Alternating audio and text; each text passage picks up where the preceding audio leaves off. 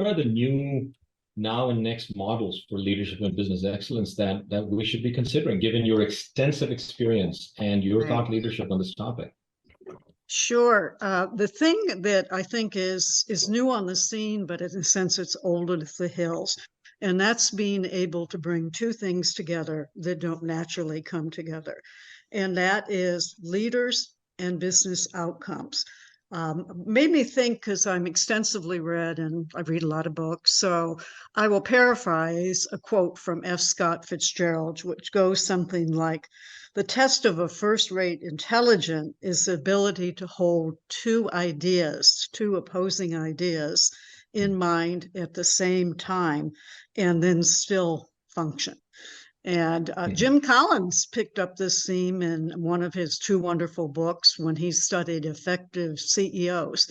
And he found that one of the characteristics is, and to quote him, he said, they avoid the tyranny of the either or, and Mhm. they grasp and they live in the world of and in both. And I was exposed to this very early in my career. I was a young whippersnapper, head of managed development for actually head of all of HR for the Traveler Check division. And I've had leaders come to me and say, Jeannie, do you want me to get results or do you want me to manage people? And I would say both. And they would look at me like, oh my God, how do I do that? How do I do that? And I think the new models have to be able to practically deal with that. And so, in order to do that, they need an architecture that's much more sophisticated, much more holistic, much more targeted than I've seen. We've had the competency movement, and people get a score that they don't listen well. And so they know they need to listen better. But it's not in the context of the business and a whole robust model of leadership. And so in Rejuvi, for example, what I've learned is it's a pretty darn unbelievably architected, well model of leadership. Not only is it different for different roles like sales and leader, et cetera, but it differentiates in terms of know and see, know, and do. Mhm. So you take a sales leader, and at the do part, maybe he or she gets some kind of information that they're not very good at the readiness to meet the external world. Well, that's good, but then you can dive in and you can get to a very specific practice.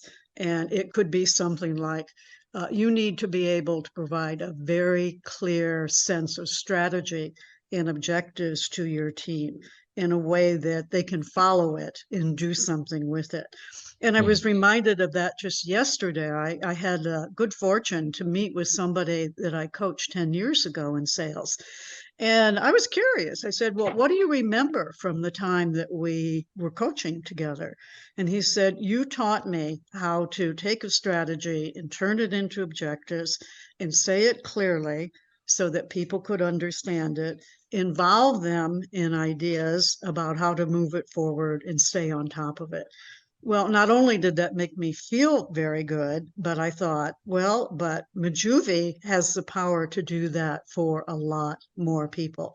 And I think any model moving forward has to Mhm. have this. And in the last Rejuvi 45, you and Charlie and Reg talked about it, holistic.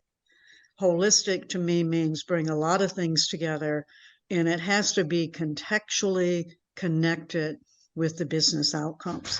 So in a model, when people have moved down to the level of action, they need to have the certainty and the confidence that they're working on something that helps them manage people and business outcomes. Mhm. And if it doesn't do that, it's could be helpful. I mean, listening better is good, right? Who wouldn't say listening better is, but it's not sufficient. You need the model that helps you to get right down to that level of action that okay, this matters, this counts, this is blending results in people.